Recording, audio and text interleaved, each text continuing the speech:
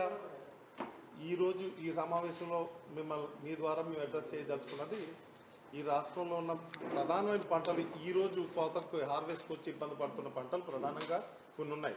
అవి ఏమిటంటే పత్తి, వేరుశెనగ, మొక్కజొన్న, అరటి.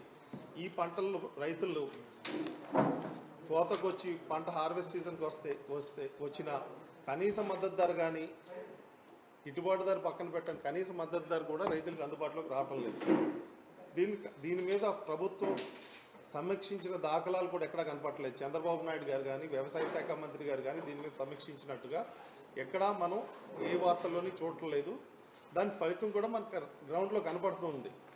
రైతుల్ని గాలికి వదిలేసినట్టుగా వీళ్ళ పరిపాలన ఉంది. ప్రధానంగా మొక్కజొన్న గురించి 2 విషయాలు చెప్పదలుచుకున్నాను. మొక్కజొన్న ఎంఎస్పి 2400 రూపాయలు ఉంటే ఈరోజు 700 నుంచి 600 రూపాయలు తక్కువగా మార్కెట్ ధర పలుకుతూ ఉంది.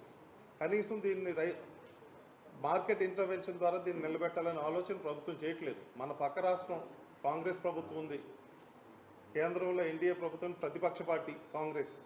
అక్కడ మార్కెట్ ద్వారా మొక్కజొన్న కొనుగోలు చేసి ధర స్థిరీకరించే ప్రయత్నం అక్కడ జరుగుతూ ఉన్నా మన ఆంధ్రప్రదేశ్లో మన ప్రభుత్వం కొనుగోలు కేంద్రాల ద్వారా కొనుగోలు చేయడంలో పూర్తిగా విఫలమైంది. రైతుల్ని గాలికి వదిలేసి మొక్కజొన్న రైతుని గాలికి వదిలేసింది ప్రభుత్వం.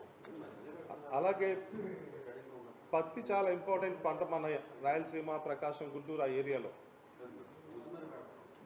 మోందా తుఫాన్ వల్ల రైతులు విపరీతంగా నష్టపోయారు. దిగుబడి తగ్గిపోయింది. కాస్తో కోస్తో కోతకు వచ్చిన పత్తి పంట రంగు మారి లేకపోతే తేమతో ఇబ్బంది పడుతున్న రైతుల్ని తేమ శాతం పేరు చెప్పి, రంగు మారిన పేరు చెప్పి సిసిఐ కొనుగోలు కేంద్రాలు కొనుగోలు చేయడానికి నిరాకరిస్తున్నాయి. దీన్ని అవకాశంగా చేసుకుని దళారులు తక్కువ ధరకి రైతుల దగ్గర కొనుగోలు చేసి రైతులు మోసం చేస్తూ ఉన్నారు.